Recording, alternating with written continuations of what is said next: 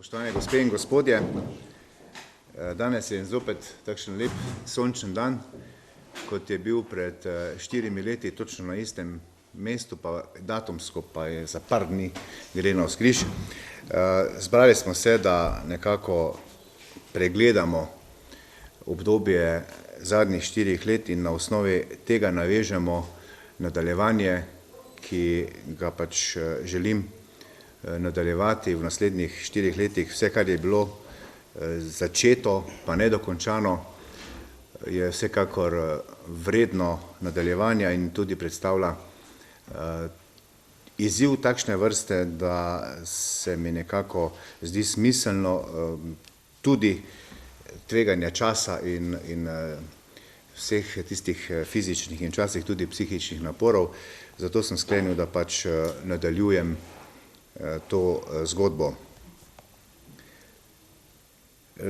Mogoče bi začel pri 2-3 stvareh, ki so nekoliko manj vesele, namreč čisto vsega nam pa ni uspelo napraviti. In moje osebno razočaranje je nad hitrostjo delovanja državne birokracije pri sprejemanju občinskega prostorskega načrta, kar ima seveda za posledico tudi to, da poslovne cone v Tepanju še ni. To je bil eden od glavnih udarnih tem takrat pred 4 leti.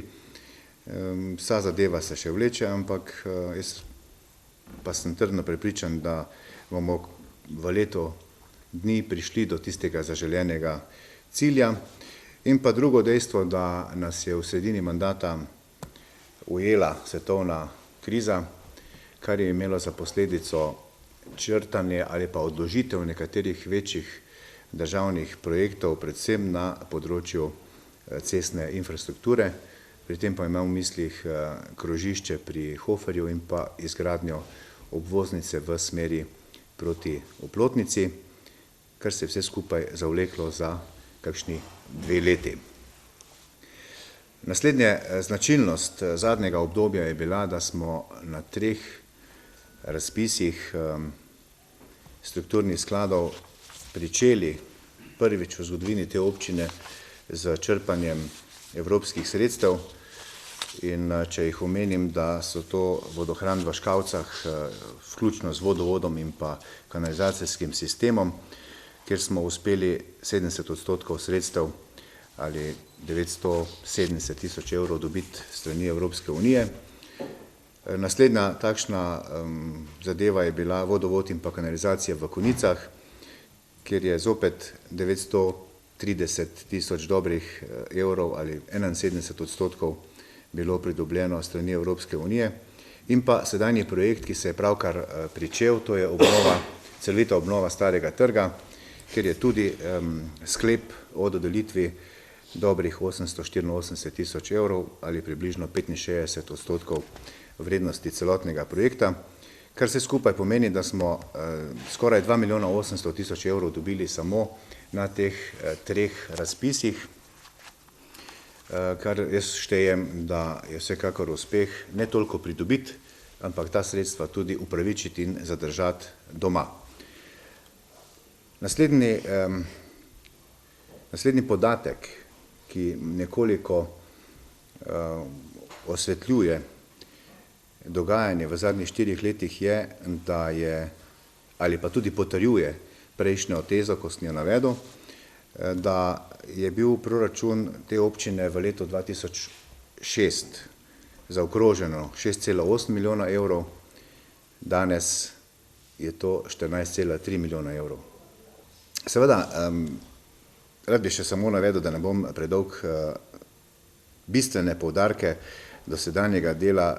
Eno je bilo seveda oskrba z zdravo pitno vodo. Tu smo namenili precej pozornosti, če ste dobro sledili. Prva 2 razpisa strukturnega sklada sta bila skoraj v celoti namenjena za izboljšanje z oskrbo s pitno vodo, kar pa pomeni, da smo iz nekdanjih 191 tisoč evrov v naslednjem letu prišli na 340 in da imamo v letu 2010 za ta namen predvidenih 1 milijon pa 180 tisoč evrov. in če to zgodbo nadaljujemo, seveda se bo v nekaj letih napravil bistven napredek na tem področju. Še 3 stavke okrog pogojev, tistega osnovnega pogoja, če želimo se igrati to zgodbo z evropskimi sredstvi, to je, da mora biti občinska uprava strokovna, hitra, fleksibilna in zato smo nekaj reorganizacijskih zadev postorili. Tudi, jaz vedno odgovarjam z odkritimi številkami, tudi številčno nas je več. Pred 4 leti je bilo 17 redno zaposlenih, danes je ta številka 23, s tem pa, da treba upoštevati, gospodarnica povedala, da so recimo odločbe za prispevek staršev za vrtec so pisali kar v vrtcu. To delovno mesto je danes, polovička tega delovnega mesta je danes v redni občinski upravi in še par takih zadev je bilo, ker so bile pogodbe za določen čas. In tako smo to upravo spravili tako daleč, da smo v lanskem letu pridobili tudi certifikat kakovosti ISO 9001 za občinsko upravo, kar na nek način potrjuje, da so usmeritve pravilne, predvsem pa je to obveza, če hočemo v tej smeri nadaljevati in ta certifikat tudi obdržati. No, med drugimi smo uredili sprejemno pisarno, kjer imajo tudi invalidi možnost priti na občino, da ne grejo na upravno enoto pa reče, da so na občini. V preteklosti invalid niti ni mogel vloge na občino oddati, ker so povsod same stopnice. Prenovili smo spletno stran, uvedli kontaktno rubriko Beseda ni konj, kjer lahko vsak da komentarje, predloge in celo tudi pohvale, tiste so bolj redke. In pa, če ste opazili, nova je celostna grafična podoba občine, povsod na vsakem od vrečke do papirja so približno sledljivi tisti grafični simboli. Pri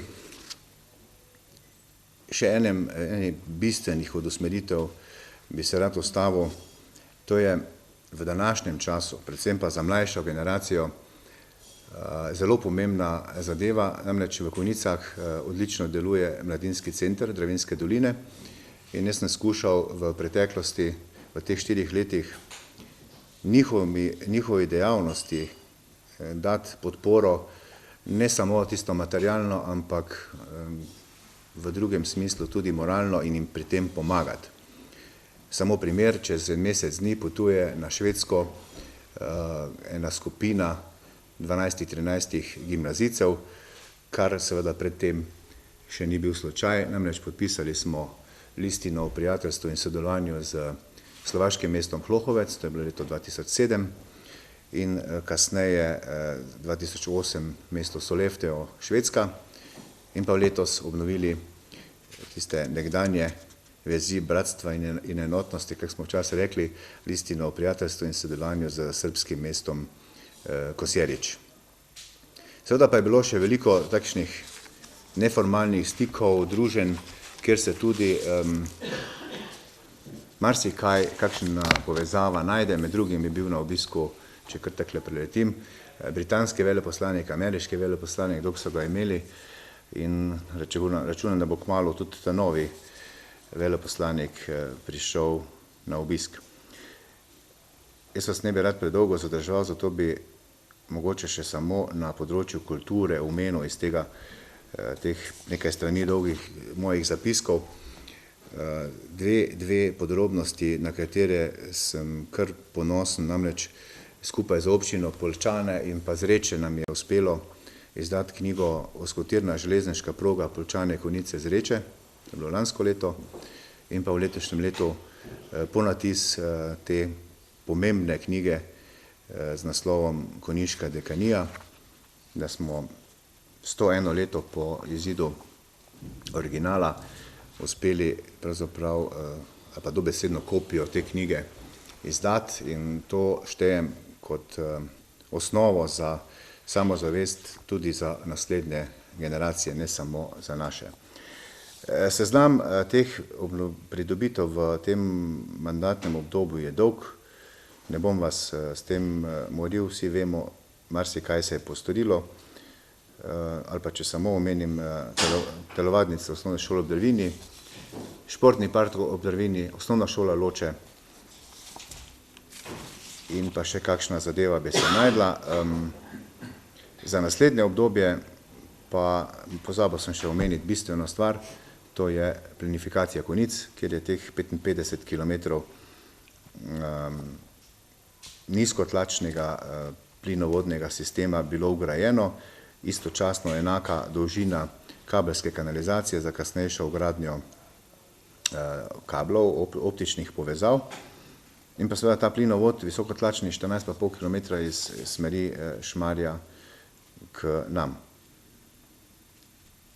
V par stavkih še posamezne prioritete na področju investicij.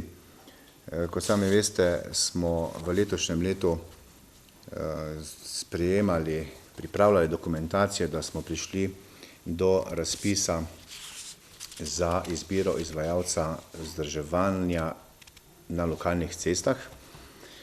In v sklopu tega, razpis je že v fazi izvajanja, na osnovi tega imamo v načrtu, da obnovimo približno 12.200, se pravi dobrih 12 km lokalnih cest, odseki Golič-Pobrež, Zbelov-Jernej, Perovec-Brezje, tam pri Novem mostu, Konjice-Zreče, to je čez od Dobiga-Hofa proti Zrečam, in pa Sojek-Kamna Gora. Seveda pa tisto, kar smo nam sedaj ni uspelo urediti na področju državnih cest, je vsekakor ostajal v načrtu za naprej. To je, kot sem že prej uvodoma omenil, kot eno od razočaranj krožišče in pa obvoznica proti Oplotnici. Ta levi zavijalec na Dobrnežu proti Brdu pri Goliču. V načrtu projektna dokumentacija je tudi pripravljena že nekaj časa za levi zavijalec na Zečah pri Kapeli in pa v Novo Tepanje v smeri Oplotnica. In pa seveda kolesarske steze med Ločami in Zbelovim ter nadaljevanje kolesarske steze od Tepanja proti Spodnjemu Grošovju. Pri delu občinske uprave in pa državnih organov napovedujem, če ne bo prišlo do nekih korenitih sprememb. Za 2 leti se je projekt izgradnje upravnega centra zamaknil in to je seveda naloga naslednjega mandatnega obdobja, da v stavbi bivše teritorialne obrambe, teritorialnih enot, uredimo upravni center za vse državne službe, ki so razmetane po mestu Konjice in jih umestimo na en prostor.